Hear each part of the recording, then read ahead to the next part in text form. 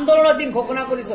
এই আন্দোলনত আমাৰ সকলো ভাতৃ সংগঠন লগ হৈ ঐক্যবদ্ধভাৱে আমি নৰূপত শক্তিশালী হৈ সচ্ছলত মিলিত হম আৰু সচ্ছলৰ পৰা আৰু দিছপুৰ ঘেৰাও কাৰ্যসূচী ল'ম। আৰু এইবাৰ যদি আমাৰ প্ৰতিশ্ৰুতি কাৰ্যত ৰূপায়িত নকৰে তেতিয়াহ'লে আমি প্ৰতিবাদস্থলী কেতিয়াও ত্যাগ নকৰো।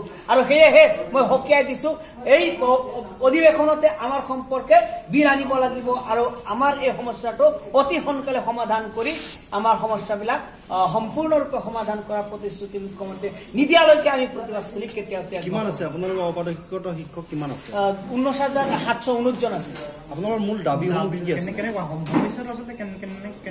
আমাৰ 2006ৰ আগত 2006ৰ আগত এষ্টাব্লিছড আৰু 2006ৰ পিছত পাৰমিশ্যন ৰেকগনিশ্যন আৰু কনফাৰেন্স পোৱা সকলো বিদ্যালয় মহাবিদ্যালয় আৰু 13 চনতে প্ৰাদেশিকৰণৰ পৰা বাদ পৰা সকলো আৰু 21 চনত বাদ পৰা সকলো শিক্ষক কৰ্মচাৰীকে সাঙুৰি নতুনকৈ এটা সংশোধনী আইন আনি এই সকল মানুহক পৰিত্ৰাণ কৰাটো আমাৰ প্ৰধান আৰু প্ৰথম দাবী। মানে আপোনালোকে আগতেও এই বিষয়টো লৈ পিনে সংবাদমেল বা বিভিন্ন কাৰ্যসূচী গ্ৰহণ কৰিছে, তাৰ পাছত আচলতে কি কৈছে আচলতে শিক্ষা বিভাগ আমি সম্পৰ্কে যেতিয়াই আন্দোলন তেওঁলোকে কেৱল আন্দোলনমুখী মূৰ কৰাকে কূটকৌশল প্ৰয়োগ কৰে, কিন্তু এই সমস্যাটো সমাধান কৰা তেওঁলোকে প্ৰকৃততে সদিচ্ছা প্ৰকাশ নকৰে। সেইবাৰ তাৰ কাৰণে আমি প্ৰত্যেক বাৰে বাৰে আন্দোলনৰ সন্মুখীন হ'ব লগা হৈছে, প্ৰত্যেক বাৰে বাৰে আমি ৰাজপথত ওলাই আহিব লগা হৈছে। আৰু যি সময়ত আমি শিক্ষকসকল সেই শ্ৰেণীকোঠাত ছাত্ৰ ছাত্ৰীসকলক পাঠদান কৰিব লাগিছিল, সেই সময়ত সেই ব্যৱস্থা এৰি আমি ৰাজপথত আন্দোলনৰ সহায় ল'ব লগা হৈছে।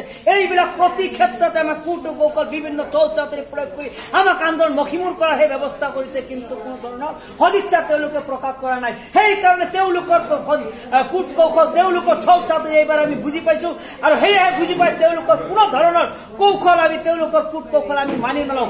এইবাৰ আমি দিছপুৰ ঘেৰাও কাৰ্যসূচী লৈছো আৰু সেই প্ৰতিবাদস্থলীতে মুখ্যমন্ত্ৰী মহোদয় নিজে আহি আমাক লিখিত প্ৰতিশ্ৰুতি নিদিয়ালৈকে আমি প্ৰতিবাদস্থলী কেতিয়াও ত্যাগ নকৰো।